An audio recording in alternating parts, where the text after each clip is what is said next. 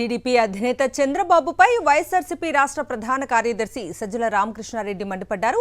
తమ పార్టీ విధానమే మేనిఫెస్టో అన్నారు సజ్జల.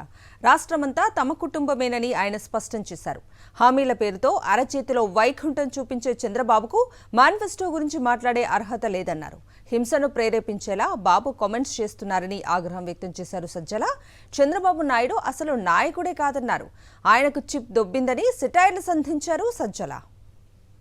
తెలియాల్సింది వచ్చే ఐదేళ్లలో దేనికైతే ప్రజలు మనకు తీర్పు ఇస్తారో ఈ 5 ఏళ్లలో మొత్తంగా రాష్ట్రం కానీ ఆ రాష్ట్రంలో ఉండే వివిధ వర్గాల ప్రజలు కానీ ఆ సమాజం యాజ్ సచ్ ఏ రకంగా ముందుకు పోతుంది తీసుకెళ్ళాలి అనే ఒక స్పష్టత లేదా ఒక విధానం మాకేముంది అని చెప్పడమే మేనిఫెస్టో లక్ష్యం. ఏ సమూహానికైతే ప్రజా సమూహాన్ని మనం టార్గెట్ మన కాన్స్టిట్యున్సీ అనుకుంటాము, అంటే ఇక్కడికి వచ్చేసరికి రాష్ట్రం మొత్తం మా పార్టీకి సంబంధించినంతవరకు ఈ రాష్ట్రమే పూర్తి కుటుంబం.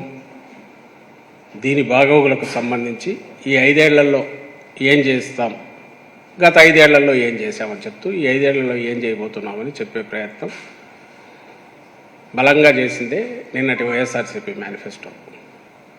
ఎవరైతే 14 ఏళ్ళు ఈ రాష్ట్రాన్ని నాశనం చేశాడో, ఆ తర్వాత అపోజిషన్లో ఉండి కూడా రాజశేఖర రెడ్డి గారి మరణానంతరం 9 నుంచి 14 వరకు ఆయన ప్రాక్సీలాగా ఆయన గవర్నమెంట్ లాగే కాంగ్రెస్ ఉన్నప్పుడు అప్పుడు ఏ రకంగా ఇండైరెక్ట్ కొట్టాడో, దెబ్బ కొట్టాడు, ఇంక్లూడింగ్ రాష్ట్ర విభజనతో సహా కొమ్మక్క అయిపోయి అది పక్కకు పెడితే మిగిలినవన్నీ పక్కకు తోసిన 14-19 మధ్య చంద్రబాబు తన విశ్వరూపం చూపించింది. రాష్ట్ర ప్రజలందరూ చూశారు, రాష్ట్రం చూసింది. ఆయన ఈరోజు వచ్చి జగన్మోహన్ రెడ్డి గారు నిన్న ప్రకటించింది ఏముంది దాంట్లో అని అంటున్నారు. ఆ మనిషి తల ఏమైందో, సభ్య సమాజంలో ఉన్నా అనుకుంటున్నాడు లేదో, లేదా తనకు ఇంటర్నేషనల్గా కూడా ఒక పర్మిట్ ఇది ఇచ్చారో తెలియదు, లైసెన్స్ కిల్లర్ లైసెన్స్ ఇచ్చారో తెలియదు. కానీ నేను జగన్మోహన్ రెడ్డి గారిని నిన్ను చంపేస్తే ఏమవుతుంది అని అడుగుతున్నాడు. నేను పబ్లిక్ మీటింగ్లో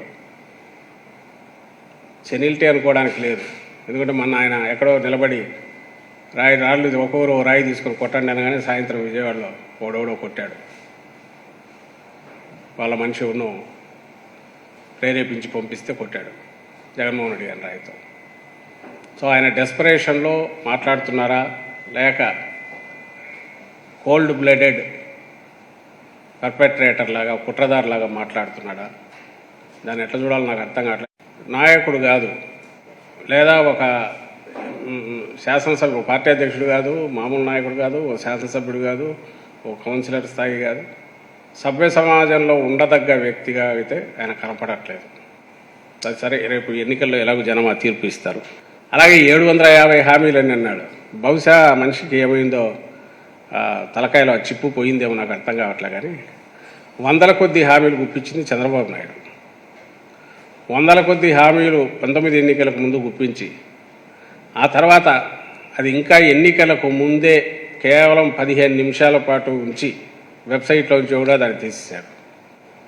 మా వాళ్ళు ఎవరో అప్పటికే దాన్ని కాపీ తీసి పెట్టడం వల్ల అది అట్లే ఉంది. ఈరోజు కూడా రాష్ట్రంలో అందరికీ మేము చూపించగలుగుతున్నాం. మేము చూడు ఎంత మోసగాడైనా ఆ రోజు ఎట్లా మోసాలు చేశాడు అని. ఆ రోజు ఎవరితో అయితే పొత్తు పెట్టుకున్నాడో, ఈరోజు ఎవరితో అయితే పెట్టుకున్నాడో వాళ్ళతో ఆ రోజు పెట్టుకొని, బీజేపీ ఇదే జనసేనతో పెట్టుకొని, ఆ రోజు రాష్ట్రం అంతా ఎడాపెడా తిరిగి ఆ ముగ్గురు ఫోటోలు కూడా పెట్టుకొని వాళ్ళ తరఫున కూడా అందులో ముఖ్యమైన పాయింట్స్ అంటూ హామీలు ఇచ్చాడు.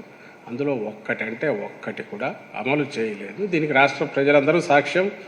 ఆయన కూడా కాదనలేడు, ఎందుకంటే అది అమలు చేస్తే బడ్జెట్ రాష్ట్ర ఖజానా నుంచే కదా పోవాల్సింది.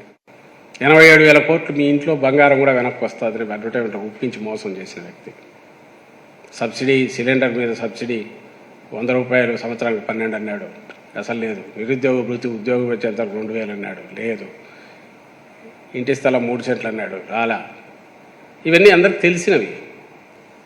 దీని కాక ఆయన 14-19 మధ్య ఏమేమి అరాచకాలు జరిగాయి, దాని దుష్ఫలితాలు ఎట్లున్నాయనేది కూడా అందరూ గమనించారు, ఎవరు మర్చిపోలే. మా నమ్మకం నువ్వే జగన్, మా నమ్మకం నువ్వే జగన్, మా నమ్మకం నువ్వే జగన్.